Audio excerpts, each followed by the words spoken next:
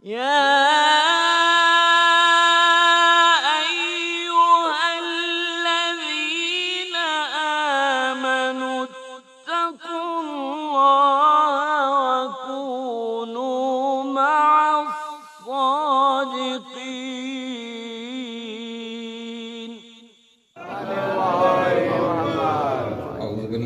الشیطان اللعین الرجیم بسم اللہ الرحمن الرحیم الحمدللہ الاول بلا اول کان قبلہ والآخر بلا آخر یکونا بعدہ کثرت رؤیتہ ابصار الناظرین وعجزت الناطقین اوہام الواصفین وصلی اللہ علی اشرف الانبیاء والمرسلین وخاتم النبیین ابی القاسم محمد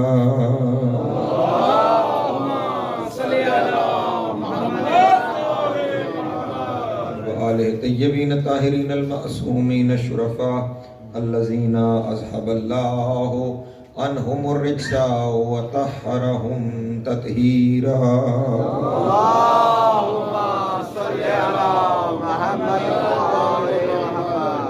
واللعنۃ الدائمۃ علی اعدائہم اجمعین من یوم عداوتہم الی قیام یوم الدین اما بعد فقد قال اللہ تبارک و تعالی فی محکم کتابہ المجید وفرقانہ الحمید وقولہ الحق وهو اصدق الصادقین بسم اللہ الرحمن الرحیم والعصر ان الانسان لفی خسر الا الذین آمنوا وعملوا الصالحات وتواصوا بالحق وتواصوا بالصبر صلوات اللہم صلی علی محمد۔ ایک دفعہ پھر بھی مل کے آواز بلند صلوات پڑھ جائے اللہم صلی علی محمد۔ سامعین محترم، عشرہ محرم الحرام اور آج مسلسل ہماری یہ 5ویں نشست ہے۔ سلسلہ گفتگو سورہ والعصر کے ذیل میں مسلسل جاری ہے اور آپ کے سامنے مسلسل یہ عرض کرتا چلا آ رہا ہوں کہ خداوند عالم نے بہت مختصر لفظوں میں بہت بڑے بڑے پیغام ہم تک پہنچائے ہیں اور ہمارے ذمہ یہ ہے کہ ہم کوشش کریں، صحیح کریں تاکہ اس کے دیے ہوئے پیغامات کو سمجھ پائیں اور ہمارے عقائد کا قبلہ بھی درست رہے، ہمارے عمل کی سمت بھی ٹھیک رہے۔ کوشش کرنا، صحیح کرنا اس لیے ضروری ہے کہ خود خداوند عالم نے قرآن مجید میں یہ ارشاد فرمایا ہے کہ لیس للانسان الا ما سعی، انسان اس کے سوا کچھ بھی نہیں جس کی وہ کوشش کرتا ہے۔ کوشش کرنا ضروری ہے، کوشش کرنا ہمارا کام ہے، راہیں ہموار کرنا اس کا کام ہے۔ تو اسی کوشش میں ہمارا یہ سفر جاری ہے کہ خداوند عالم نے اس سورہ کی ابتدا ایک قسم سے فرمائی۔ قسم وہ کس چیز کی کھاتا ہے؟ ہر اس چیز کی قسم کھاتا ہے جس کا تعلق 14 سے ہو جائے۔ جو اس گھرانے سے جڑتا چلا جائے وہ خدا کا محبوب ہوتا چلا جاتا ہے اور خدا کی قسم کے قابل ہوتا چلا جاتا ہے۔ اور پھر وہ قسم کیوں کھاتا ہے کہ ہر قسم کے بعد وہ کوئی نہ کوئی دعویٰ فرماتا ہے اور وہ قسم اس دعوے کی دلیل بن جاتی ہے۔ عصر قسم کھائی جا رہی ہے تو عصر اگر وقت عصر ہے تو بھی کوئی ایسا وقت ہوگا جس کا تعلق اس گھرانے سے ہے، اور اگر اس سے مراد زمانہ ہے تو زمانہ بھی وہ ہوگا جو ان کا زمانہ ہے۔ پھر اس کی قسم کھائی جا رہی ہے اور پھر اس کے بعد کیا ارشاد فرمایا کہ ان الانسان لفی خسر، تمام کے تمام انسان سب گھاٹے میں، سب خسارے میں۔ اور کل خسارے کی تشریح کرتے ہوئے آپ کے سامنے اس بات کو عرض کیا تھا کہ اصل زر کا کھو دینا، سرمایہ کا کھو دینا خسارہ ہے، اور خدا فرما رہا ہے یہ انسانیت خسارے میں ہے، یعنی ہر دن ان کا سفر گھاٹے میں ہے، ہر دن یہ فنا کی جانب جا رہے ہیں، ہر دن یہ ختم ہونے کی جانب جا رہے ہیں۔ خدا نے انہیں خبر سنائی کہ تم سارے گھاٹے میں ہو، فنا میں ہو، ختم ہونے جا رہے ہو، لیکن پھر کیونکہ وہ رحمان بھی ہے اور رحیم بھی ہے اور اس کا کرم اس بات کا متقاضی تھا کہ وہ کسی کو تو خسارے سے بچائے۔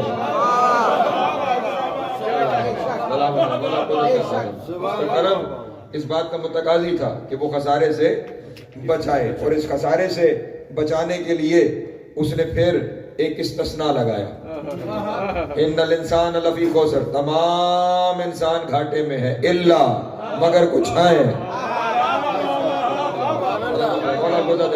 یہ اللہ نے آ کر کوئی ایک نجات کا رستہ نکالا، کوئی ایک سبیل نکالی کہ جو اس کا سارے سے بچائے، اور یہ اللہ ایک ایسا استثناء ہے کہ جو نفی و اس بات کی زمین میں انقلاب برپا کر دیتا ہے۔ میرے اللہ میں یہ کمال ہے کہ یہ ایک انقلاب برپا کرتا ہے، یہ بالکل ایک دم یکسر حقیقتوں کو بدل کر ایک نئی حقیقت سامنے رکھ دیتا ہے۔ مثلا آپ جو کلمہ ہی پڑھتے ہیں، اگر اسی کلمے میں اللہ نہ ہو،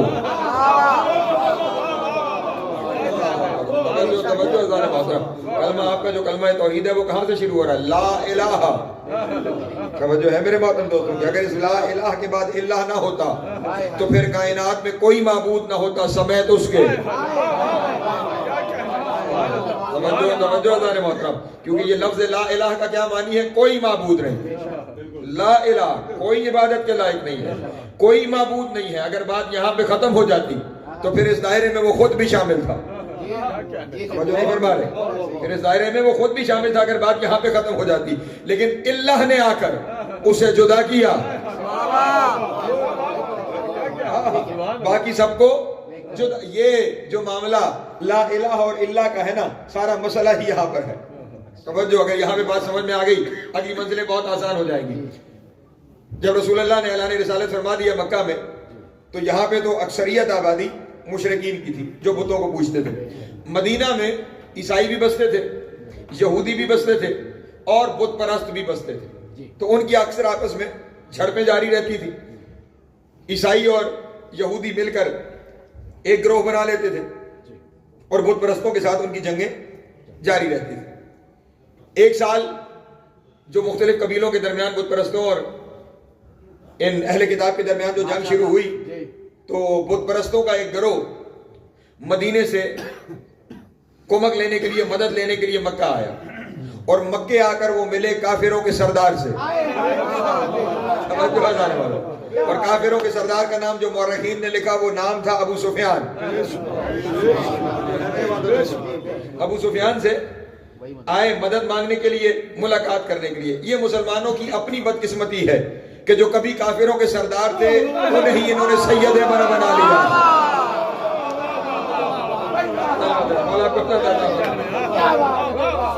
یہ بات میرے بہت، جو ان کے سردار تھے انہیں انہوں نے سیدنا بنا لیا۔ توجہ ہے میرے بہت۔ میں نے کبھی پاکستان میں گفتگو کرتے ہوئے کہا تھا کہ اگر نریندر مودی صاحب کبھی اسلام قبول کر لیں تو اخبار میں پھر سرخی لگنی چاہیے کہ انہوں نے اسلام قبول کر لیا، اور ان کا نام ہم نے نیا نام رکھا ہے سید فضل الرحمان شاہ۔ وہ سارا ملک کھڑا ہو جائے گا۔ جناب والا یہ کیا ہوا؟ ٹھیک ہے کلمہ پڑھ لیا تو فضل الرحمان تک تو ٹھیک تھا، یہ جو سابقہ اور لاحقہ لگایا ہے یہ معاملہ بہت خراب ہو گیا۔ تو یہاں پہ بھی عجب ہے کہ پہلے تھے کافروں کے سردار، توجہ نہیں فرما رہے، مشرکین کے سردار، ان کے پاس آئے۔ بہرحال بات کہیں اور نہ چلی جائے، ان کے پاس وہ لوگ آئے اور انہوں نے آ کے کہا کہ جناب وہاں پہ جنگ شروع ہو چکی ہے اہل کتاب کے ساتھ، تو ہم آپ کے ہم مذہب ہیں، ہماری مدد کیجئے، کوئی کمک کیجئے، کچھ لوگوں کو ہمارے ساتھ روانہ کیجئے، کوئی اسلحہ ہمیں دیجئے۔ تو ابو سفیان نے کہا کہ میں یقیناً تمہاری مدد کرتا، تم ہمارے ہم مذہب ہو، ہمارے ساتھ شامل ہو، لیکن کیا کریں کہ میں خود بڑی مصیبت میں ہوں۔ توجہ ہے، میں خود بڑی مصیبت میں ہوں، تمہاری مدد نہیں کر سکتا۔ انہوں نے کہا حضور آپ کو کون سی مصیبت آ گئی، آپ کس وجہ سے مصیبت میں ہیں؟ تو اس وقت اس نے کہا کہ میں تمہیں کیا بتاؤں کہ وہ ابو طالب کی گود کا پالا محمد۔ اس لفظ پہ توجہ رہے، مکے میں تعارف ہی میرے نبی کا یہی تھا، ابو طالب کی گود کا پالا محمد۔ اب یہاں پہ توجہ رہے، انہوں نے اپنا ایک نیا خدا متعارف کروایا ہے، اور وہ اس خدا کی جانب لوگوں کو بلاتے ہیں کہ اس خدا کو مان لو، اس خدا کو مان لو، اس کی طرف آؤ، اس کی عبادت کرو۔ انہوں نے ایک نیا خدا انٹروڈیوس کروایا ہے، ایک نیا خدا متعارف کروایا ہے۔ اس وجہ سے ہم ان کے ساتھ مقابلے میں ہیں، روکنے کی کوشش کر رہے ہیں۔ ہم خود مشکل میں ہیں اس لیے تمہاری مدد نہیں کر سکتے. انہوں نے ایک نیا خدا متعارف کروایا ہے. وہ جو مدینے والے آئے تھے وہ اس بیان کو سن کے بڑے پریشان ہوئے کہ یہ کہہ رہے ہیں ہم پریشانی میں ہیں کیونکہ انہوں نے ایک نیا خدا متعارف کروایا ہے. تو انہوں نے ابو سفیان سے کہا کہ اس میں پریشانی والی بات کون سی ہے کہ انہوں نے ایک نیا خدا متعارف کروایا ہے, کیا مسئلہ ہے, تم کیوں نہیں اسے مان لیتے؟ کہا کیسے مانے؟ کہا جیسے پہلے 360 مانے ہیں. توجہ توجہ توجہ توجہ. جیسے پہلے 360 مانے ہیں, ایک اور مان لو 361 ہو جائے گا. فرق کیا پڑتا ہے؟ جتنے پہلے مانے ہوئے ہیں ایک اور کے اضافے سے کوئی فرق نہیں پڑتا. 361 مان لو. توجہ دار محترم, ایک اور کے اضافے سے فرق کوئی نہیں پڑتا. 361 مان لو. اس وقت ابو سفیان نے کہا اگر اس نے 361 منوانا ہوتا تو ہم کب کے مان چکے ہوتے. وہ کہتا ہے پہلے ان سب کا انکار کرو. اللہ اکبر. سلامت رہے. مولا کو زیادہ عطا فرمائے.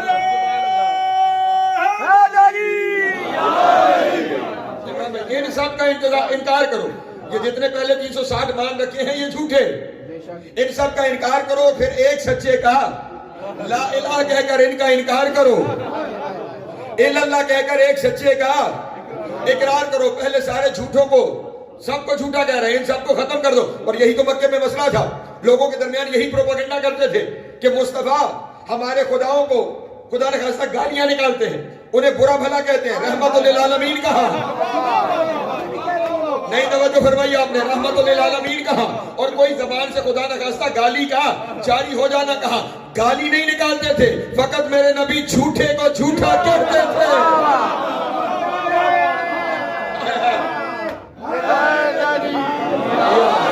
توجہ ہے میرے بات ہم دوستوں کی. اور آج تک یہ روش چل رہی ہے. توجہ فرمائیے گا, آج تک یہ روش چل رہی ہے کہ اگر کوئی کسی جھوٹے کو جھوٹا کہتا ہے,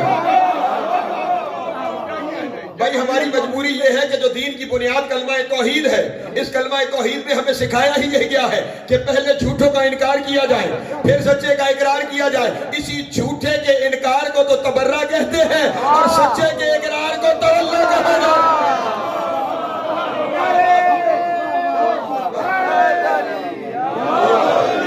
سلامت رہے. مولا کو جاتا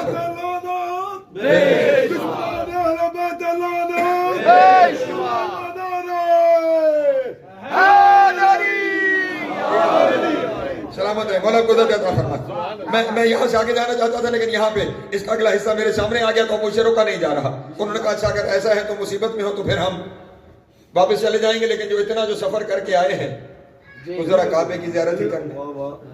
توجہ نہیں, مدینے سے جو آئے ہیں کعبے میں بت بھی تو رکھے ہوئے ہیں تو کعبے کی زیارت کر لیں. اور کیونکہ ایک نیا واقعہ ہے مصطفیٰ مکے والوں کا, تو مدینے جائیں گے تو لوگ ہم سے پوچھیں گے. عربوں کو قصہ گوئی کا شوق ہے تو جا کے ہمیں کچھ بتانا ہوگا کہ وہاں پہ کیا ہوا, آپ نے مدد کیوں نہیں کی.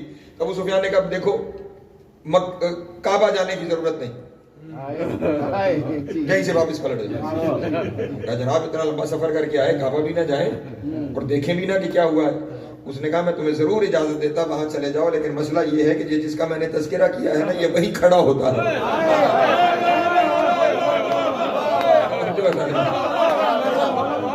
یہ وہی کعبے کے سائے میں بھائی کو ساتھ لیے وہیں پہ کھڑا ہوتا ہے اور کچھ پڑھ رہا ہوتا ہے اور کہتا ہے کہ یہ اس کے خدا کا کلام ہے. اور عجب یہ ہے کہ جو اس کی سنتا ہے وہ اس کا ہو جاتا ہے. توجہ محترم, جو اس کی سنتا ہے وہ اس کا ہو جاتا ہے. اس لیے تمہیں میں وہاں نہیں جانے دوں گا, تم وہاں جاؤ گے. اگر تم نے بھی سن لیا تو تم اس کے ہو جاؤ گے, اس لیے تمہارا وہاں جانا ٹھیک نہیں ہے. آج بھی یہی ہو رہا ہے, وہاں نہ جانا جو ان کی سنتا ہے.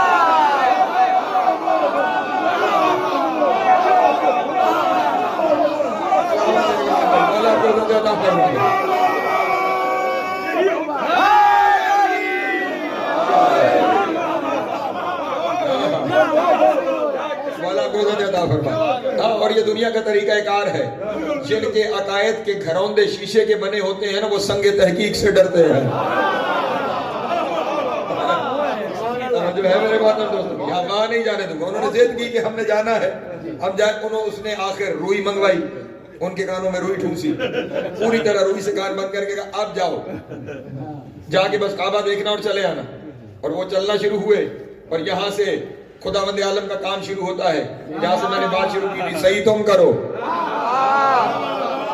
بنائیں گے. رستے میں جاتے ہوئے ان کے ذہن میں آیا مکے کا نیا واقعہ ہے, لوگ ہم سے پوچھیں گے کیا کریں گے. انہوں نے رستے میں اپنے کانوں سے وہ روئی نکال دی, اور جب کعبے پہنچے تو وہیں پہ بالغ کعبہ کھڑا تھا. جو ہے میرے محترم دوستوں کی, اور کعبے کے پاس کھڑے ہو کے رسول اللہ قرآن مجید کی آیتوں کی تلاوت کر رہے تھے. وہ وہاں پہ کھڑے ہوئے اور انہوں نے سننا شروع کیا. وہ جس کا ڈر تھا اسے وہی ہوا. رسول چپ کر کے تلاوت کر کے رسول اپنے گھر کو چلے. کسی کو نہیں کہا میری بات مانو, میرے ساتھ شامل ہو جاؤ, آ جاؤ. کسی کو بلایا نہیں, بس اپنا مطمع نظر پیش کر کے رسول وہاں سے روانہ ہوئے. وہ رسول کے پیچھے پیچھے چلنا شروع ہوئے. رستے میں جاتے ہوئے رسول کو روک کے کہا جو آپ نے کہا حق وہی ہے.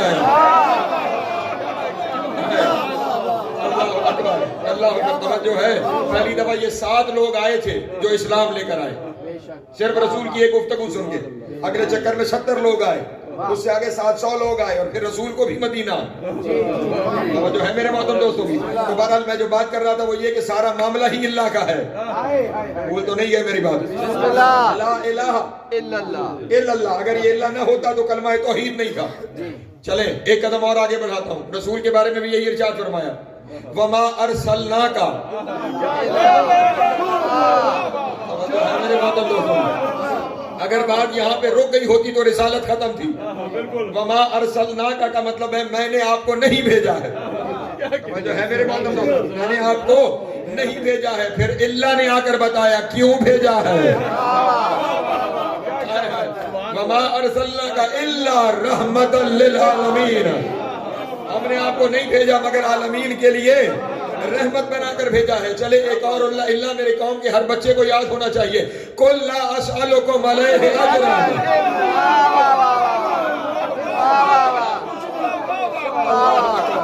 سلامت ہے, مولا کو عطا فرمائے. میرے حبیب ان سے کہہ دو کہ میں تم سے رسالت کا کوئی اجر نہیں مانگتا, کوئی اجر نہیں مانگتا. اگر آیت یہاں پہ رک جاتی تو رسالت کا کوئی اجر تھا ہی نہیں.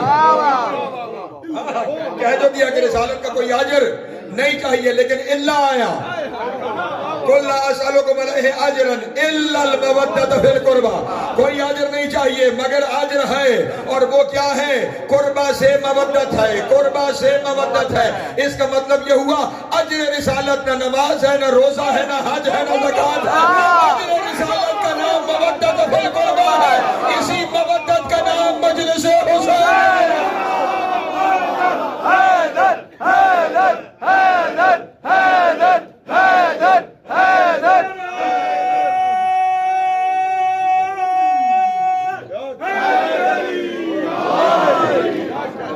سلامت ہے.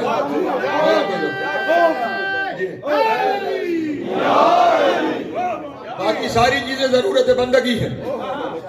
توجہ ہے میرے محترم دوستو, باقی سب ضرورت بندگی ہیں کیونکہ اس کا حکم ہے, اس لیے ہم پہ پورا کرنا واجب ہے.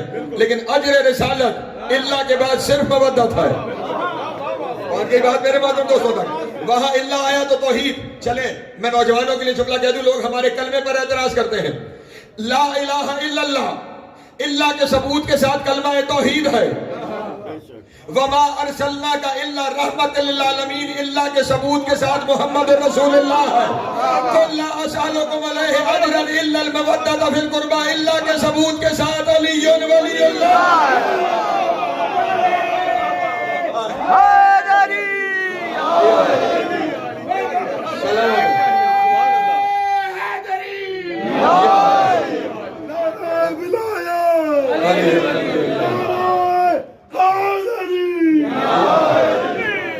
بات میرے محترم دوستوں تک, میں بس یہاں سے قدم آگے بڑھانا چاہتا ہوں, میں نے مزید سفر کرنا ہے. لیکن چلیں اللہ آپ کے ذہن میں راسخ کرنے کے لیے ایک اللہ اور بتائے دیتا ہوں, تاکہ ہر ایک کے ذہن میں یہ اللہ مضبوطی سے بیٹھ جائے تو اگلی بات آسان ہو جائے گی. لا الہ الا اللہ بھی سمجھ میں آ گیا, وما ارسلناک الا رحمت للعالمین بھی سمجھ میں آ گیا, قل لا اسألکم علیہ اجرا الا المودۃ فی القربى بھی سمجھ میں آ گیا. اگر ان میں سے کچھ نہیں سمجھ میں آیا نا تو یوں سمجھ لیجئے لا فتح الا علی حق علی حق علی حق علی حق علی حق.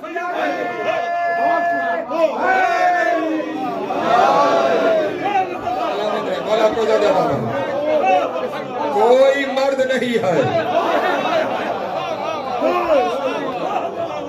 کوئی مرد نہیں ہے مگر علی. جو ہے کوئی مرد نہیں ہے مگر علی. تو اب قیامت تک مردانگی کی نشانی گھر میں بچوں کا ہونا یا چہرے پہ داڑھی کا ہونا نہیں, مرد ہونے کے لیے یا علی ہونا پڑے گا یا علی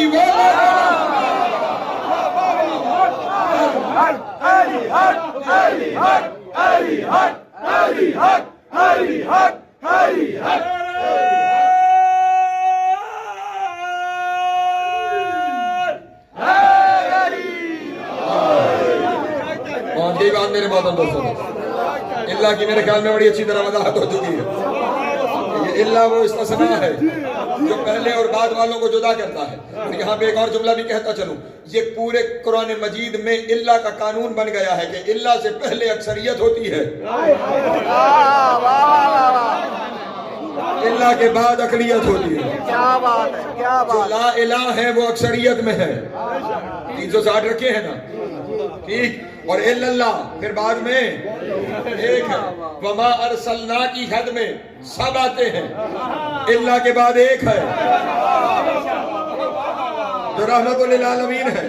قل لا اسألکم علیہ اجرا کی حد میں سب کچھ آتا ہے, اللہ کے بعد صرف مودت آتی ہے. اس کا مطلب اللہ سے پہلے اکثریت, اللہ کے پہلے اللہ کے بعد اقلیت, اللہ سے پہلے اکثریت اللہ کے بعد اقلیت. یہ قانون بن چکا ہے قرآن کا بھی اور حدیث کا بھی کہ اللہ سے پہلے اکثریت اللہ کے بعد اقلیت. اب اس سورہ کے اندر بھی اللہ سے پہلے اکثریت ہوگی اللہ کے بعد اقلیت ہوگی. اس کا مطلب اکثریت والے خسارے میں ہیں.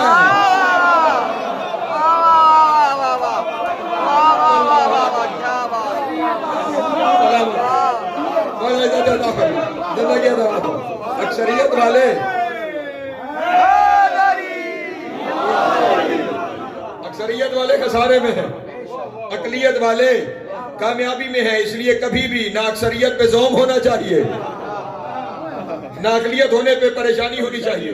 اور ویسے بھی خدا نے کہیں کبھی اکثریت کو پسند کیا ہی نہیں. الہاکم التکاثر, کثرت نے تمہیں ہلاک کر دیا ہے. توجہ ہے میرے محترم دوستوں کی, تو اس لیے اقلیت پہ پریشان ہونے کی ضرورت نہیں ہے. اب کنہیں بچایا جا رہا ہے؟ توجہ میرے محترم دوست, بچایا کنہیں جا رہا ہے؟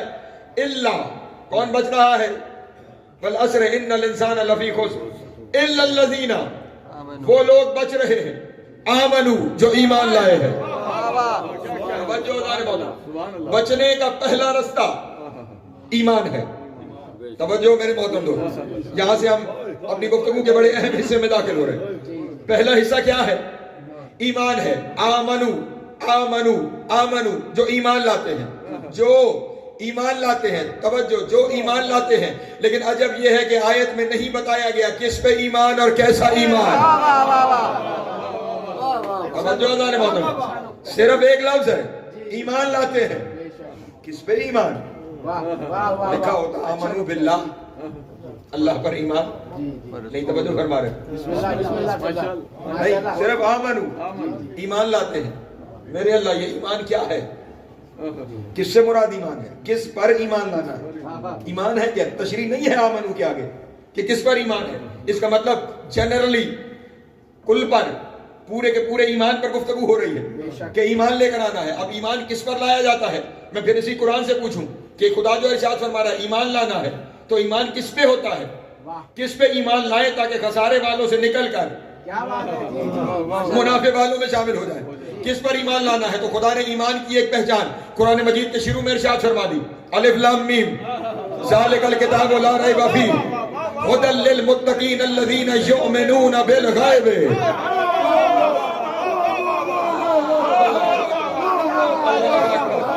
سلامت ہے, یہ ہماری بے عیب کتاب ہے, یہ لاریب کتاب ہے.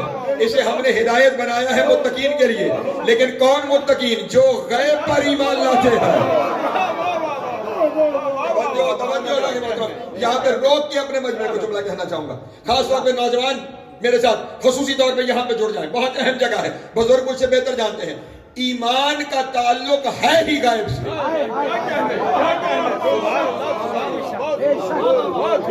ایمان ہوتا ہی ہمیشہ شہود کا مشاہدہ ہوتا ہے, ایمان نہیں.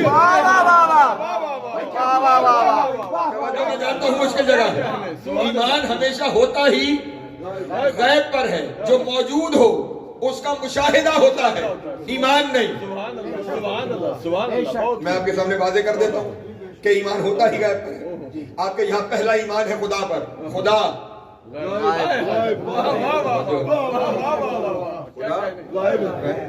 اس کے بعد ایمان ہے رسالت پر. توجہ, رسول موجود ہے, رسالت غائب ہے. توجہ نہیں فرما رہے. رسول سامنے ہے, رسالت کسی فرد کا نام نہیں, رسالت اس کنیکشن کا نام ہے جو خدا اور اس کے رسول کے درمیان ہوتا ہے. وہ کنیکشن ہماری آنکھوں کے سامنے نہیں, نہ ہم نے کبھی وحی آتے دیکھی ہے, نہ جبریل کو قرآن لاتے دیکھا. رسول سامنے ہے, رسالت غائب. اسی لیے اصول دین رسول نہیں رسالت ہے. نہیں توجہ فرمائی. رسول دین میں لفظ کیا ہے؟ رسول نہیں, رسالت کا لفظ ہے. رسالت غائب ہے. اور جنہیں ملی ہے انہیں بھی وہاں غائب میں ہی ملی ہے. وَإِذْ أَخَذَ اللَّهُ مِيثَاقَ النَّبِيِّينَ لَمَا آتَيْتُكُم مِّن كِتَابٍ وَحِكْمَةٍ ثُمَّ جَاءَكُمْ رَسُولٌ مُصَدِّقٌ لِّمَا مَعَكُمْ لَتُؤْمِنُنَّ بِهِ وَلَا تَنصُرُنَّ بِهِ. یہ سارا ذکر کہاں ہے؟ یوم الست کا, جو شہود کا نہیں غیب کا دن ہے. میرے محترم دوستوں بھی رسول سامنے ہے, رسالت غیب ہے. بعین ہی امام سامنے ہے, امامت غیب ہے. سمجھو ذرا بہت, امامت غیب ہے. بعین ہی قیامت کسی نے نہیں دیکھی, غیب ہے. فرشتے غیب ہے. ایمان کا تعلق ہی ہر اس چیز کا پر ایمان ہوگا جس کا تعلق غیب سے ہوگا. ہر اس چیز پر ایمان ہوگا جس کا تعلق غیب سے ہوگا. اسی لیے دنیا والوں کو بتاتے ہیں, ہم پہ الزام لگاتے ہیں کہ یہ صحابہ کو نہیں مانتے. او بھائی, صحابہ ماننے کی چیز نہیں ہے.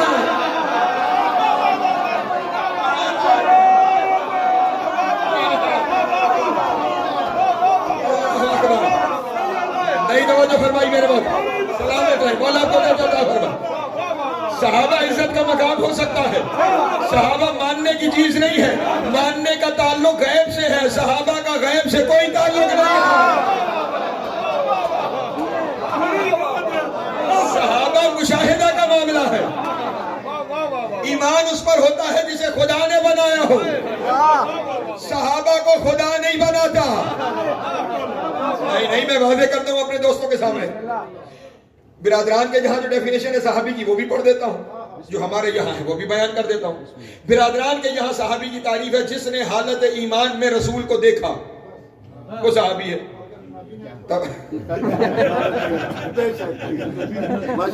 پھر صحابیت جس نے حالت ایمان میں رسول کو دیکھا, وہ کیا ہے؟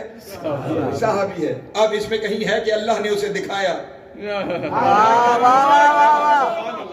جہاں خدا والا کنیکشن مسنگ ہو وہاں ایمان نہیں ہوتا. سمجھو ہے میرے محترم دوستوں, ایمان ان چیزوں پر ہے جن کا تعلق خدا کی طرف سے ہے. تو وہاں کیا ڈیفینیشن؟ جس نے حالت ایمان میں رسول کو. ہمارے یہاں ایک جملہ اضافی ہے اور یہ ایک جملے کا فرق ہمیشہ سے ہی رہا ہے. توجہ نہیں فرمائی. ہمارے یہاں اضافی جملہ یہ ہے کہ صرف حالت ایمان میں رسول کو دیکھا نہ ہو, خاتمہ بھی بالخیر ہوا ہو. توجہ ہے میرے بات دوستوں. ہاں, کیونکہ ہمارے یہاں نظر انجام پہ ہوتی ہے. دیکھا بھی ہو حالت ایمان میں اور خاتمہ بھی بالخیر ہوا ہو, پھر صحابیت. اس لیے صحابیت عزت کا مقام ہے, ایمان کا نہیں. اور ہم تو بیچارے دنیا کے سامنے آ گئے نا, ورنہ ان کے یہاں بھی صحابہ پر ایمان کوئی نہیں. ان سے زیادہ ہمارے یہاں. میں عرض کر دیتا ہوں آپ کے سامنے, امیر المومنین باقی ساری چیزیں اپنی جگہ پہ, صحابی بھی تو ہے نا اسی ڈیفینیشن پہ کہ جس نے حالت ایمان میں دیکھا, صحابی بھی تو ہے. تو پھر دنیا کو خیال کرنا چاہیے ہمارے کلمے میں بھی کم از کم ایک صحابی ہے.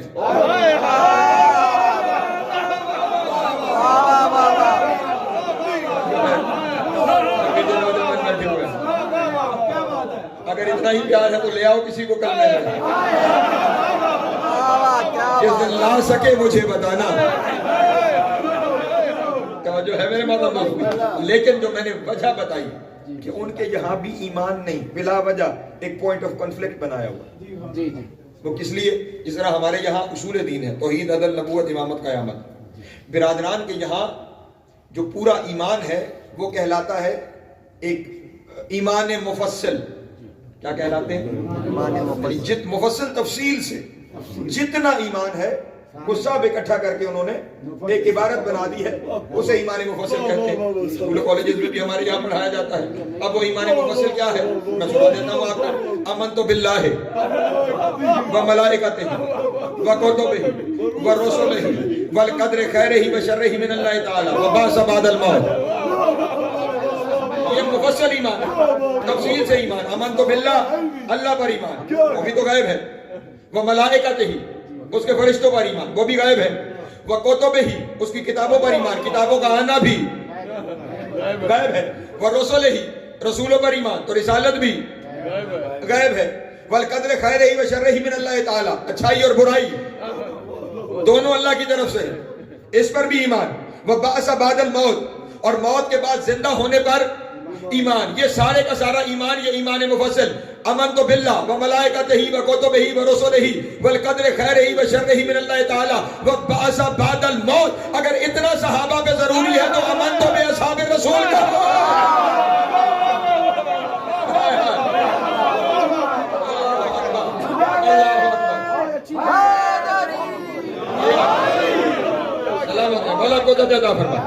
ہے تمہارے اپنے ایمان میں نہیں شامل.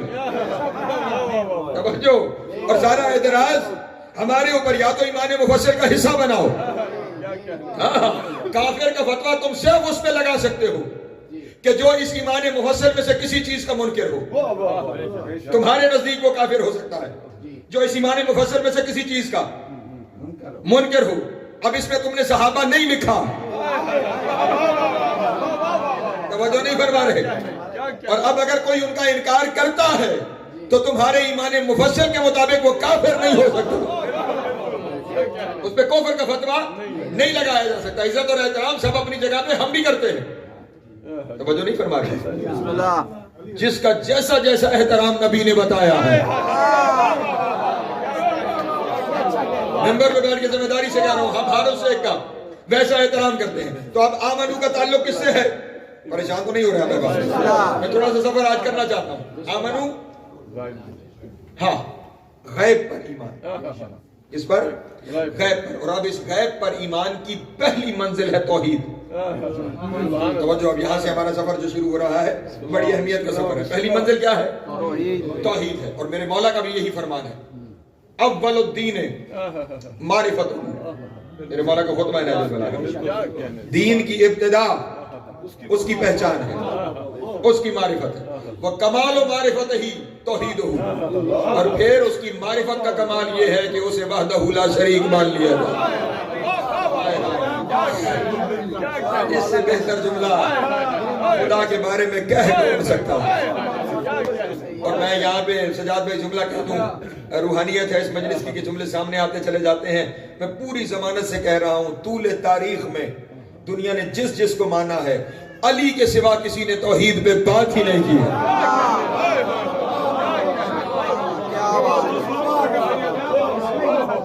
علی کے سوا کسی نے توحید پہ بات نہیں کی. ہاں، کسی موضوع پہ بات کرنے کے لیے اسے جاننا ضروری ہوتا ہے. آرام سے کہا ہے، آپ پیچھے رکھیں.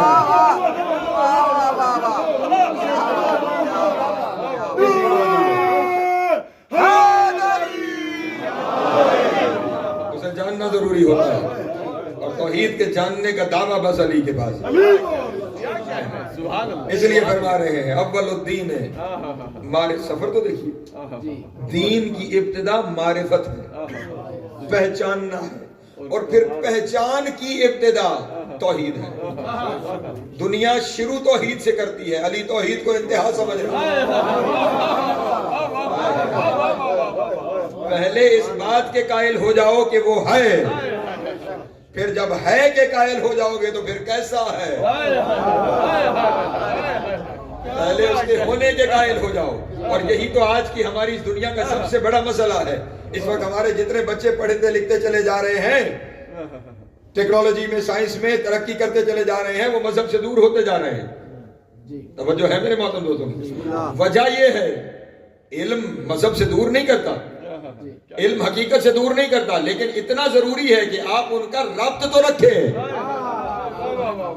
ان کا ربط تو رکھیں، وہ ضرور علم حاصل کریں، لیکن پھر اس علم کا لنک اس گھرانے سے ملتا چلا جائے گا، یہاں آتے چلے جائیں گے۔ اور جو میں نے پہلی مجلس میں کہا تھا، یہی تو احسان حسین ابن علی ہے۔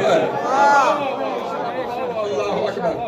بس ضرورت یہ ہے کہ ممبر پہ لوگ وہ آتے رہیں جو یہ درمیان والا مسنگ لنک ملاتے رہیں، ان کو بلاتے رہیں۔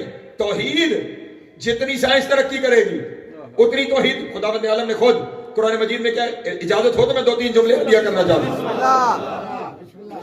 خداوند عالم نے قرآن مجید میں ارشاد فرمایا، توحید نہیں مل رہی تمہیں، کیا ہو گیا تمہیں؟ سنریہم آیاتنا فی الآفاق وفی انفسہم حتی یتبین لہم انہ الحق۔ تمہیں توحید نہیں مل رہی، ذرا ارد گرد آفاق پہ نظر تو دوڑاؤ۔ سنریہم آیاتنا فی الآفاق، ان آفاق میں ہماری بکھری ہوئی نشانیوں پر نگاہ تو دوڑاؤ، ان بکھری ہوئی نشانیوں پر نگاہ تو دوڑاؤ، پھر تم ہم سے دور جا ہی نہیں پاؤ گے۔ نہیں، میں پڑھے لکھے جوانوں کے لیے اگر آپ کہیں تو صرف ایک مثال دے کے، تاکہ صرف مہمیز کر سکوں اس سواری کو جو عرفان کے رستے پہ چلتی، صرف ایک سمت معین کر سکوں۔ ایک مثال یہاں پہ پیش کر دینا چاہتا ہوں۔ بہت سارے نوجوان یہاں پہ تشریف فرما ہیں۔ ہمارے یہاں جب بھی اسکول کالجز میں جب پہلے سائنس پڑھانا شروع کرتے ہیں نا، تو بہت ساری چیزوں کا دوسروں کے ساتھ ربط بتاتے ہیں کہ کون سی چیز کس کے ساتھ کیسے ریلیٹڈ ہے۔ توجہ ہے؟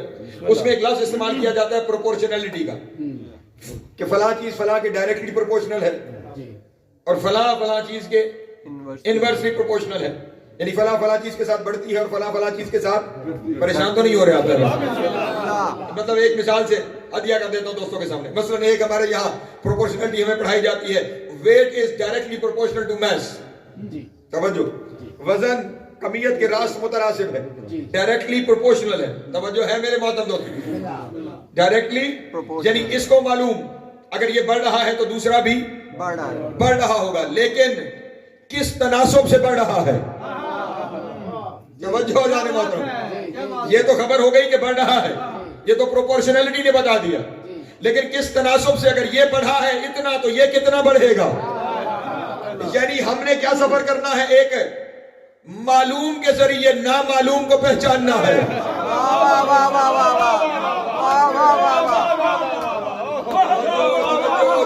کاش کوئی اس منزل پہ میرے ساتھ ہو جائے۔ دعاؤں کا تقاضا ہے، ساری سائنس کی بنیاد ہی یہی ہے، ایک معلوم کے ذریعے ایک نامعلوم کو پہچاننا ہے۔ اور اگر دنیا سمجھتی تو پہلے دن آدم کا امتحان ہی یہی تھا، کچھ معلوم سے کچھ نامعلوم۔ اللہ اکبر۔ کچھ صفات سامنے تھی، ان کے ساتھ اسماء کو ربط دینا تھا۔ توجہ ہے میرے محترم دوستوں کی؟ تو سفر تو شروع ہی یہیں سے کروایا گیا۔ تو اب یہاں پہ بھی ویٹ پروپورشنل ہے میس کے ساتھ، لیکن کتنا ہے؟ اگر معلوم کرنا ہو، اس پروپورشنلٹی کو ایکویلٹی میں لانا ہو، تو پھر کیا کرتے ہیں؟ فارمولا بنایا، پہلے W is proportional to M، پھر اس کا فارمولا ایکویلٹی میں لے کے آنا ہے تو W is equal to mg، mass multiplied by gravitational constant۔ جو G کیا ہے؟ گریویٹیشنل کانسٹنٹ، اس کی ایک ویلیو بھی فکس ہے، 9.81 اس کی ویلیو ہے۔ توجہ ہے میرے محترم دوستوں کی؟ 9.81 اس کی ویلیو ہے۔ اگر اس کی ویلیو میں ڈیسیمل کے بعد بھی کوئی فرق آ جائے، توجہ میرے محترم، کوئی فرق آ جائے تو سب کچھ ختم ہو جائے گا، سارا کچھ برباد ہو جائے گا۔ اگر ذرا سا کوئی فرق آ گیا، یہ ایک کانسٹنٹ ہے، ایسا سیٹ آف اسپیسیفک کانسٹنٹ ہے، سینکڑوں کی تعداد میں کانسٹنٹ موجود ہے جن کی ویلیوز فکسڈ ہیں۔ کبھی تو سوچنا چاہیے وہ کون ہے کہ جس نے انہیں ایک فکس ویلیو دی ہے۔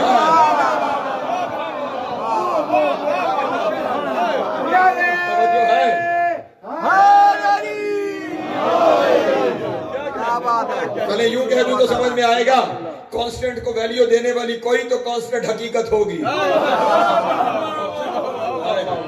اور ذرا سا اگر ایک ڈیسیمل کے بعد بھی جا کے کہیں ڈیجٹ کا فرق آ جائے تو سارا نظام تباہ ہو. چلے ایک آپ کا عقیدہ ہے, اس پہ ایک دلیل دے کے یہاں پہ چلا جاؤ. ہمارا ایک عقیدہ ہے کہ جب صاحب زمان تشریف لائیں گے تو دنیا کی ساری ٹیکنالوجی ختم ہو جائے گی. لوگ کہتے ہیں سائنس اتنی ترقی کر گئی, کیسے ممکن ہے ایک لمحے میں ٹیکنالوجی ختم ہو جائے؟ زمین کے مالک نے صرف گریویٹیشنل کانسٹنٹ بدل دیا.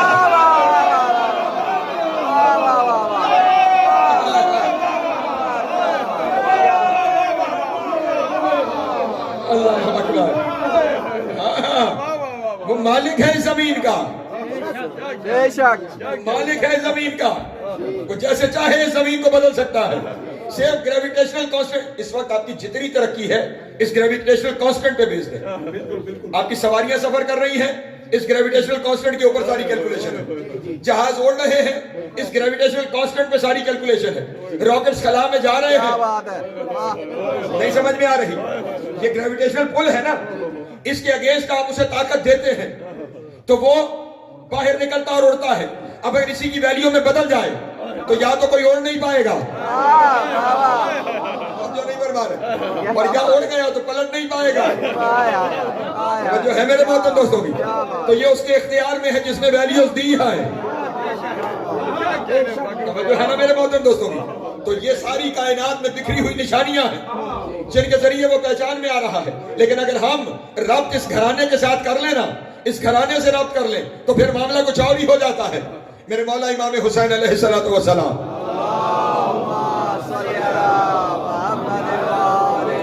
پتہ نہیں بس ایسے جملہ آ گیا اور میرے رونگٹے کھڑے ہو رہے ہیں اور میں کہہ کہ میں جملہ بس گزر جانا چاہتا ہوں. ہم کیا یہ آفاق میں بکھری ہوئی نشانیوں کے ذریعے غائب خدا کو ماننے کی کوشش کر رہے ہیں. اور میرے مولا دعا عرفہ میں ارشاد فرما رہے ہیں متا غبت ہائے ہائے حتی تحتاج الی دلیل یدل الیک. اے مولا, اے میرے اللہ, تو غائب ہی کب تھا کہ تجھے تلاش کرنے کے لیے دلیلوں کی ضرورت پڑی.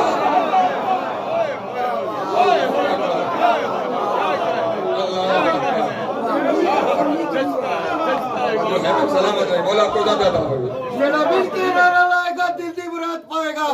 ارد گرد یعنی گرد مرتضی پائیدار ہے پتری, سوا لاکھ نعرہ حیدری.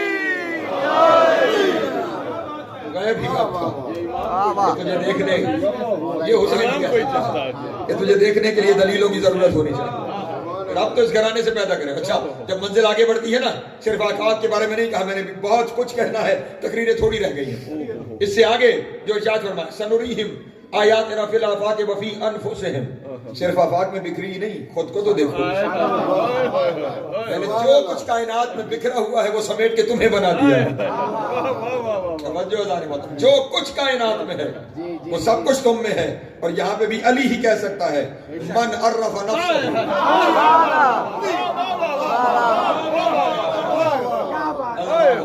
فقط عرف ربہ, جس نے خود کو پہچان لیا ہے, اس نے اپنے رب کو پہچان لیا ہے. اپنے اوپر ہی غور کر لو, باقی ساری چیزوں پہ تو کیا غور کرو, صرف اپنی تخلیق کے سفر پہ غور کرو.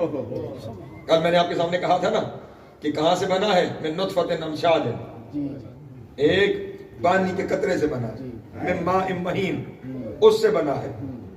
کس سے بنا رہا ہے خدا اس وجود کو؟ پانی کے قطرے سے. توجہ, پانی وہ چیز ہے, ہمارے یہاں اردو زبان میں ایک کہاوت ہے کہ جب کوئی چیز ناممکن ہوتی ہے نا تو ہم کہتے ہیں نقش بر آب. یعنی پانی وہ ہے کہ جس پہ کوئی نقش نہیں بنا. آپ کوئی تصویر پانی پر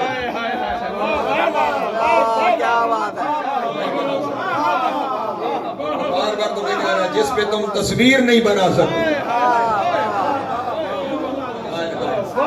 میں نے اس سے تمہیں وجود عطا کر دیا. یہ اس کی ہی صنائی ہے کہ اس نے اسی پانی میں نقش بنایا. اچھا, پھر کارخانہ ایسا جہاں نہ کسی صنع کی رسائی, نہ کسی نقاش کو خبر, اور اس جگہ پر اس نے پانی میں نقش ابھارا. نقش میں اس نے وجود بنایا, اس وجود میں اس نے ہڈیاں بنائی, ہڈیوں پہ گوشت چڑھایا, اس میں اس نے خون بنایا, سار اپنی جگہ بنایا, دل اپنی جگہ بنایا, پیر اپنی جگہ بنائے, ہاتھ اپنی جگہ بنائے, اور پھر کمال یہ ہو گیا اس پتلے میں جان. توجہ اذان محترم. پھر اس پتلے نے جان روح اس میں داخل کر دی, اور وہ روح کیسے داخل ہو گئی نہ ماں کو خبر ہے, باپ جانتا ہے کہ وہ روح کہاں سے آ گئی. اور یہ سارا پروسیس ایک قطرے سے ایک انسان عظیم تک کا سفر, کل مدت کتنی 9 مہینے. چلے میں جملہ کہہ رہا ہوں اور یہاں پہ شاید بیان کو سمیٹنے کی جانب آگے بڑھوں گا, بہت وقت لیا میں نے آپ کا. کل مدت کتنی 9 مہینے. ایک ماہ مہین سے انسان عظیم تک کا سفر, کل مدت 9 مہینے. اور پھر اس نے چیلنج کرتے ہوئے کہا اس 9 مہینے کو بھی میری مجبوری نہ سمجھنا, یہ تمہاری ضرورت ہے. جس نے 9 مہینے میں عام انسان بنایا اس نے 6 مہینے میں یحییٰ بنایا. جو میرے شیعہ سنی دوست قرآن مجید کو جا کے پڑھنا. جس نے 9 مہینے میں عام انسان بنایا اس نے 6 مہینے میں یحییٰ بنایا. پھر اس نے کہا 6 مہینے بھی میری مجبوری نہ سمجھنا. جس نے 6 مہینے میں یحییٰ بنایا اس نے 9 گھنٹے میں عیسیٰ بنایا. اللہ اکبر. ذرا سفر تو دیکھنا ہے عرفان کا سفر. جس نے 9 مہینے میں بندہ بنایا اس نے 6 مہینے میں یحییٰ بنایا. جس نے 6 مہینے میں یحییٰ بنایا 6 مہینے اس کی مجبوری نہیں, اس نے 9 گھنٹے میں عیسیٰ بنایا. اور جس نے 9 گھنٹے میں عیسیٰ بنایا یہ بھی اس کی مجبوری نہیں. ایک دن ایک باپ اپنی پھوپھی سے کہے گا آج جانا نہیں, اللہ کی حجت ہے.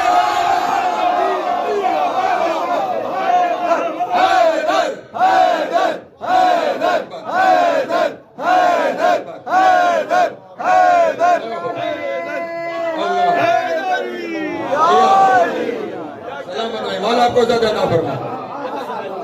ہر اس کی پہچان ہے, وہ پہچان میں آ رہا ہے. اور ان کو اپنے جیسا کہنے والے کل بھی جو بات کی اور پرسوں بھی بات کی, کیا کہا جا رہا ہے؟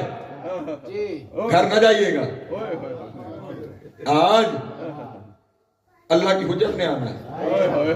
اور وہ جو حجتوں کے گھر کی فرد ہے وہ پوچھ رہی ہے کس کی گود میں.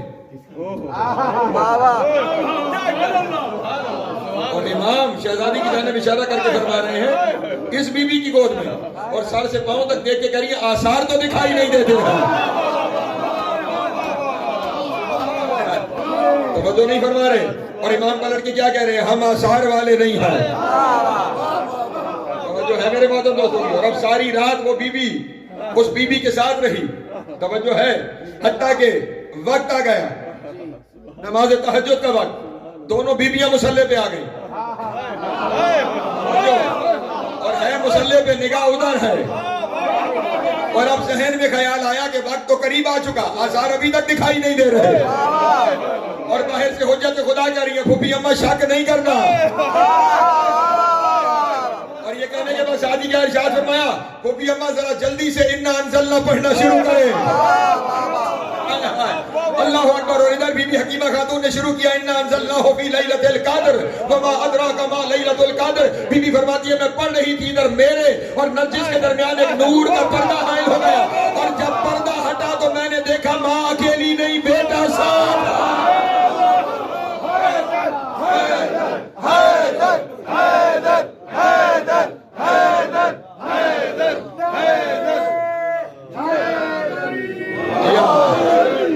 دنیا اور ہے یہ اور ہے, یہ اس کی وحدت کی دلیل ہے. اور جو ہے میرے محترم دوستوں کو, اس لیے انہیں دیکھتے ہوئے وہ ذہن میں رہے, اسے سمجھتے ہوئے یہ ذہن میں رہنا چاہیے. اپنے اوپر ان کا قیاس نہ کرنا. یہ خدا منوانے آئے, یہ خدا سمجھانے آئے.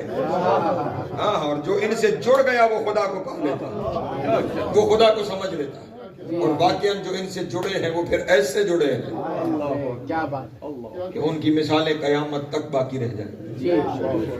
ان جڑنے والوں میں سے ایک کا نام حبیب ابن مالک.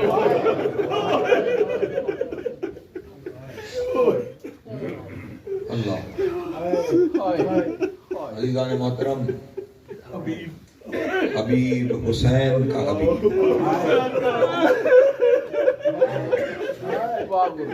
صرف نام کا حبیب نہیں, کردار کا حبیب, حسین کے بچپن کا ساتھی. میں نے یہاں تک تاریخ کی کتابوں میں پڑھا کہ ایک دن رسول اللہ صلی اللہ علیہ وآلہ وسلم مدینے میں نکلے اپنے کچھ صحابہ کے ساتھ, تو گلی میں کچھ بچے کھیل رہے تھے اور حبیب بھی ان کے ساتھ موجود تھے. रहमत लिल आलमीन ने हर सर पे शफकत का हाथ रखा, लेकिन हबीब को पास बुला के सीने से लगा, हबीब की पेशानी का बोसा लिया। सहाबा ने पूछा, या रसूल अल्लाह, बाकी सबसे शफकत का इजहार, हबीब से मोहब्बत का इजहार, इसकी पेशानी के बोसा वजह क्या है? रसूल ने फरमाया, वजह ये है कि ये मेरे हुसैन से बड़ा प्यार करता है, ये मेरे हुसैन से बड़ा प्यार करता है। जहाँ से हुसैन कदम उठाता है, इसका जी चाहता है वो मट्टी उठाकर अपनी आंखों का सुरमा। अगर हुसैन का पसीना कहीं गिर जाए तो ये चाहता है मैं इसे हुसैन से मोहब्बत है, इसलिए मुझे इससे मोहब्बत है। अल्लाह अकबर। एक दिन हजरत हबीब ने, आका मुस्वी ने अपनी किताब हबीब इब्न मज़ाहिर में लिखा कि एक दिन जनाब हबीब ने अपने वालिद जनाब मज़ाहिर से कहा कि बाबा, मैं अपने दिल में हुसैन का इश्क महसूस करता हूं। बाबा, मैं चाहता हूं मैं अपने आका की खिदमत करूं। अगर मुमकिन हो तो अगर मौला हुसैन घर में खाना खाने के लिए आ जाए, हज़रत हबीब ने कहा, हज़रत हबीब के वालिद ने कहा कि मैं रसूल अल्लाह से अर्ज करूंगा। रसूल तशरीफ लाए तो हुसैन भी तशरीफ ले आए। रसूल से जाके कहा, या रसूल अल्लाह, औकात तो नहीं है, जसारत है, लेकिन अगर रहमतुल लिल आलमीन ये एहसान फरमा दे कि एक वक्त का खाना गरीब खाने पे तनावुल फरमा दे, हमारी किस्मत बदल जाए। आप परेशान ना हो, मज़ाहिर हम आएंगे। कहा, या रसूल अल्लाह, एक गुजारिश और भी कि अगर आप तशरीफ लाएं तो हुसैन आका भी तशरीफ ले आए। रसूल ने फरमाया, मैं मज़ाहिर जानता हूँ तुमने मुझे बुलाया ही हबीब बुलाना चाहता है ना हुसैन, परेशान मैं हुसैन को लेकर आऊंगा। वक्त तय हो गया, खाना मुअय्यन हो गया, घर में खाना तैयार होने लगा और हबीब अपने घर की छत पर हुसैन की उस राह को देखने लगे जिससे हुसैन ने आना था। बेखुदी के आलम में चलते चलते हबीब छत से गिरे और हबीब की रूह परवाज़ की। हबीब की रूह परवाज़ करनी थी तो समझ गए। थोड़ी देर पहले मैंने कहा, जो इनको समझ गए, जो इनको समझ गए। हजरत हबीब के लाशे को बाप ने उठाया, घर में आके माँ को बताया हबीब के बेटा तो मर गया। इस घर से मोहब्बत करने वाली माएँ,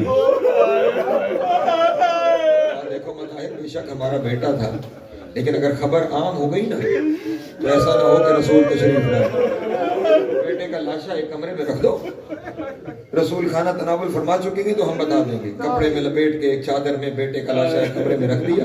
कुछ देर बाद रसूल और आका हुसैन तशरीफ ले आए और जैसे ही तशरीफ लेकर आए, अल्लाह अकबर, दस्तरखान पे रो दिया गया और जनाब मज़ाहिर ने रसूल से अर्ज की, या रसूल अल्लाह, खाना तनावुल फरमाइए। रसूल ने हुसैन की तरफ देख के कहा, हुसैन, कभी ऐसा हुआ है कि मैंने तुमसे पहले नवाला लिया हो? हुसैन आप शुरू करें, मैं फिर खाना खाऊंगा। और आका हुसैन ने अपने नाना के चेहरे की तरफ देख कर कहा, नाना, इसे कहो हबीब को बुलाए। इसे कहो मेरे हबीब को बुलाए।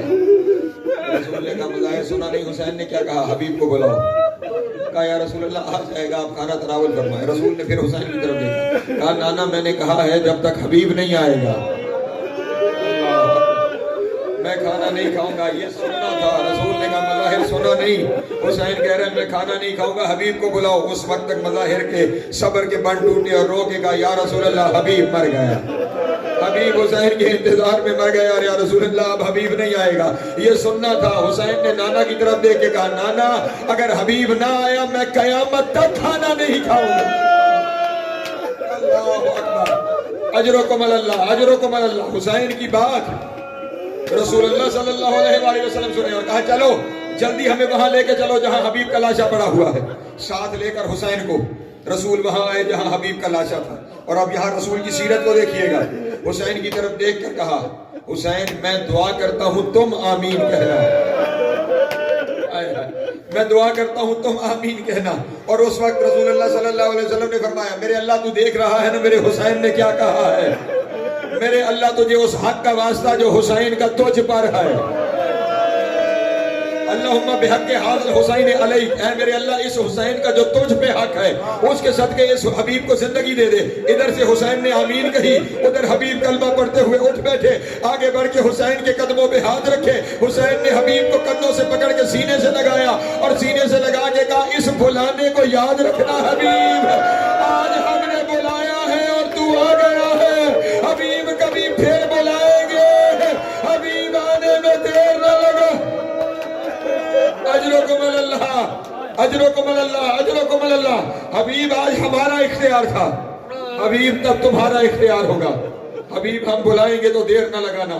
وقت گزرتا چلا گیا، حسین مدینے، حبیب کوفے، اور اب حسین مدینہ چھوڑ کے کربلا آ گئے۔ کربلا کے بن میں ہر روز کبھی 1000 کا لشکر، کبھی 2000 کا لشکر، کبھی 4000 کا لشکر۔ جب بھی لشکر آتا ہے جناب زینب پوچھتی ہیں جناب فضہ سے، اما فضہ کون آیا ہے؟ اور جناب فضہ ایک ہی جواب دیتی ہیں، علی کی بیٹی حسین کے قاتل آ رہے ہیں، حسین کے دشمن اکٹھے ہو رہے ہیں۔ ہر دفعہ یہ سن کے نہ کہا اب جاؤ نا ذرا میرے حسین کو بلا کے لاؤ۔ جناب فضہ بلا کے لائی، سامنے بٹھا کے کہا حسین سارے تیرے دشمن آئیں گے، کوئی اپنا بھی آئے گا حسین؟ اللہ اکبر۔ حسین میرا جی چاہتا ہے کوئی تو آئے بہنوں کے اپنے دل ہے، کوئی تو آئے جو تیرا مددگار ہو، کوئی تو ہو جو تیری محبت میں آئے۔ رو کے کہا بہن میرا رہ کون گیا ہے؟ میرا رہ کون گیا ہے؟ کہا نہیں بھیا میرا جی چاہتا ہے کہ کسی کو بلاؤ۔ اس وقت حسین نے کہا ہاں میرا حبیب، میرا حبیب کوفے میں رہتا ہے، میں حبیب کو خط لکھتا ہوں۔ اور یہاں وہ متقدمین پڑھتے ہیں کہ ہر خط لکھتے تھے من حسین ابن علی الى فلاں ابن فلاں۔ یہ پہلا خط ہے حسین کا جس میں لکھا جا رہا ہے من حسین ابن فاطمہ۔ اجرکم اللہ، جن کی صدائیں بلند ہو گئی ہیں۔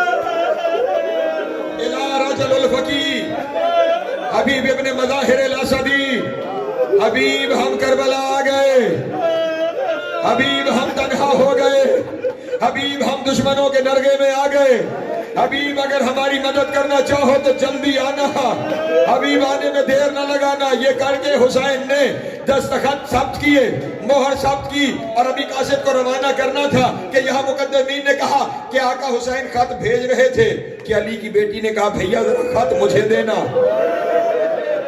علی کی بیٹی نے خط دیکھا اور حسین کے دستخط کے نیچے زینب نے دستخط، اللہ اکبر، جب علی کی بیٹی کے دستخط آئے خط بند ہوا۔ مولا آپ کی ہائے قبول کرے، مولا آپ کی ہائے قبول کرے۔ قاسم کوفے کی جانب روانہ ہوا، حبیب کے دروازے پہ پہنچا۔ اجرکم اللہ، اجرکم اللہ۔ حبیب کے دروازے پہ پہنچ کر رولو، حبیب کے دروازے پر پہنچ کر سواری سے نہیں اترے، دق الباب کیا۔ حبیب نے دروازہ کھولا، کیا دیکھا؟ گھوڑے پہ گھوڑ سوار ہے۔ کہا کون ہے جو میرے دروازے پہ گھوڑے پہ کھڑا ہے؟ اللہ اکبر۔ کہا حبیب میں حسین کا قاصد۔ اللہ اکبر، حسین کا قاصد۔ کہا آقا کا قاصد جلدی آنا، جلدی آ۔ کہا نہیں، جلدی جلدی یہاں نہیں رک سکتا، کہیں پہنچنا ہے، اگر دیر ہو گئی۔ اللہ اکبر، دیر ہوگی۔ اس نے کہا اچھا رک، میں پانی تو لے آتا ہوں، پانی تو پی لے۔ قاصد نے بس ایک ہی جملہ کہا اگر آقا نے پیا۔ اگر کسی نے جملہ سمجھ لیا ہو یار، اگر آقا نے پیا تو میں بھی پیوں گا۔ بس حبیب دیر نہ لگانا، اور چلتے چلتے کہا حبیب خیال رہے خط بازار میں نہ کھولنا۔ اللہ اکبر، جو مسائل کا رم سمجھتے ہیں، خط بازار میں نہ کھولنا۔ حبیب خط لے کر گھر کے اندر داخل ہوئے۔ اب جنہوں نے ماتم کرنا ہے ان کے لیے جملہ ہے۔ خط لے کر گھر کے اندر داخل ہوئے، سامنے مسرت پر ماں بھی بیٹھی ہے، زوجہ بھی بیٹھی ہے۔ ماں نے پوچھا حبیب کس کا خط ہے؟ اگلا جملہ خدا کی قسم دل پھاڑ دینے والا جملہ ہے۔ حبیب کس کا خط ہے؟ وہیں پہ کھڑے ہوئے کہا آقا حسین کا خط آیا ہے۔ حسین کا نام آنا تھا۔ ماں اور زوجہ نے مسرت چھوڑ کے کہا یتیماً علی اکبر کی شادی ہوگی۔ حسین نے غلاموں کو بلایا ہوگا، اور حسین کی قریبی میں سب کے جس نے اپنے لال کی شادی میں اجرکم اللہ، اجرکم اللہ، مولا ہائے قبول فرما، مولا ہائے قبول فرما، مولا ہائے قبول فرما۔ ادھر حبیب نے خط کھولا، مجھے معاف کرنا میرا سفر ہے ابھی۔ حبیب نے خط کھولا، خط پڑھتا گیا، حبیب के आंसू जारी होते गए। माँ ने पूछा हबीब रो क्यों रहा है? कहा अम्मा शादी का नहीं बर्बादी का खत आया है। क्या हुआ हबीब? कहा मौला जंगल में तन्हा रह गए, मौला को फौजों ने घेर लिया, मुझे बुलाया है। और ये कहते कहते ऐसी चीख मारी कि पगड़ी के पेच खोल के गले में आ गए। कहा हबीब अब क्या हुआ? रो के कहा अम्मा अकेला नहीं ज़ैनब साथ है, अम्मा अली की बेटियां कहा, जंगलों का सफर कहा, अम्मा ज़हरा की बेटियां। अजरकुम अल्लाह, मेरी शहजादी मुझे हिम्मत देना। अजरकुम अल्लाह। बस मैंने मुख्तसर किया, तैयारी कर ली, गुलाम को घोड़ा दे के शहर के बाहर भेजा। कब तू जा मैं पहुंचता हूं, कूफे के हालात सख्त। जाने में कुछ देर हुई, जब पहुंचे ना तो गुलाम घोड़े से कह रहा था अगर आका ना आए ना मैं तो इस पे बैठकर हुसैन की नुसरत के लिए चला जाऊंगा। गुलाम की ये बात पसंद आई, कहा जा मैंने तुझे आजाद किया, चला जा मैंने तुझे आजाद किया। गुलाम कदमों पे गिर गया, कहने लगा सरदार दुनिया में साथ रखा, जन्नत अकेले चले जाओ, जन्नत अकेले चले जाओगे, मैं साथ जाऊंगा। इधर से रवाना हुए हबीब, उधर 9 मुहर्रम है। हुसैन असलह जंग अपने सिपाहियों में तकसीम कर रहे हैं और एक तलवार उठा के एक तरफ रखते हुए कहा अब्बास ये मेरे हबीब की तलवार होगी, मेरे हबीब की तलवार होगी। अभी ये कह रहे थे कि एक तरफ से धूल फटी, घुड़सवार नजर आया, कहा अब्बास जल्दी जाओ मेरा हबीब आ गया। कासिम अली अकबर जल्दी करो मेरा हबीब आ गया। और इतने में हुसैन खुद भी उठे, हुसैन का उठना था, हबीब ने खुद को घोड़े से गिराया। अल्लाहु अकबर। कदमों पे गिर के कहा मौला कभी सरदारों ने भी गुलामों का इस्तकबाल किया, मैं कहूंगा हबीब अभी एक लम्हे के लिए सब्र कर जा। अभी क्या हुआ, 2 बच्चे खैमे से आए, आके कहा बाबू हबीब अम्मा ज़ैनब सलाम। अजरकुम अल्लाह, अजरकुम अल्लाह। आपने बहुत किया मजलिस तमाम हुई, मजलिस तमाम हुई, लेकिन मुहर्रम है ना, अपनी हसरत का एक जुमला कहना चाहता। 10 मुहर्रम को सारे बारी बारी लड़ते रहे, हबीब भी मैदान में गया। हबीब ने सीन छोड़ी, मुझे माफ करना, सीन छोड़ी, जमीन पे आए। हुसैन पहुंचे, हबीब का सर उठाकर गोद में रखा। इतनी जख्मी हो चुके हैं कि अब जबान से कुछ बोल नहीं पा रहे। इतनी देर में सामने मुस्लिम इब्ने औसज आए। हबीब ने गौर से हुसैन का चेहरा देखा, फिर मुस्लिम की तरफ देख के आंखों आंखों में कुछ कहा। असबात में मुस्लिम ने सर हिलाया, मुस्लिम इब्ने औसजा सर हिलाया, हबीब की रूह परवाज कर गई। हुसैन ने कहा मुस्लिम हबीब क्या कह रहा था? अब मुस्लिम इब्ने औसजा के आंसू बहने लगे, रोते कहा आका कह रहा था मेरे बाद मौला का ख्याल रखना और मेरे हुसैन का ख्याल रखना। मैं कहूंगा हबीब तूने वसीयत की, लेकिन अभी कुछ देर बाद तेरा ज़रबों से। अजरकुम अल्लाह, अजरकुम अल्लाह। हौसला, बस एक जुमला कहना है, शकल मेरी भी खत्म हो गई, लेकिन जुमला कहना है अगर कोई हाय कर सके। जब 11 मुहर्रम को काफिला रवाना हुआ ना कूफा की जाने, सारे शहीदों के सर नौ के नेज़ा पे थे। 2 सर नेज़े पे सवार नहीं होते थे, एक अब्बास का सर, एक हबीब का सर। अल्लाह अकबर। दोनों सरों को घोड़े की गर्दन में बांधा गया। काफिला कूफे की तरफ रवाना हुआ। मुझे माफ करना, इससे बड़ा मसाइब मेरे पास नहीं है। कूफा में किसी ने हबीब के बेटे को बताया तेरा बाप भी मारा गया है, उसका सर भी लाया जा रहा है। हबीब का बेटा बाजार में आया, सामने से सर गुजर रहे थे, वो एक एक करके सर देखता रहा, किसी नेज़े पे बाप का सर नजर नहीं आया, सारे नेज़े गुजर गए। आखिर परेशान होकर काफिले के आगे से आया, आगे से आया तो क्या देखा, घोड़े की गर्दन में बाप का सर लटका हुआ है। कभी घोड़े के सोम लगते हैं, कभी कूफे की जमीन। अजरकुम अल्लाह, अजरकुम अल्लाह। लेकिन जो कयामत है, जो कहना है, हबीब का बेटा ये मंजर देख के ना, ये मंजर देख के मैं खुद रुक रहा हूँ, अपनी मंजिल बड़ी सख्त है, बड़े मातम की जगह है। दौड़ता हुआ अपने कबीले के पास गया और जाके कहा तुम्हारी गैरत मर गई, तुम्हारे सरदार का सर घोड़े की गर्दन में बाजार से गुजारा जा रहा है, तुम्हारी गैरत मर गई। ساتھ لے کر آیا. حبیب کے بیٹے نے لڑ کے اپنے باپ کا سر لے لیا اور باپ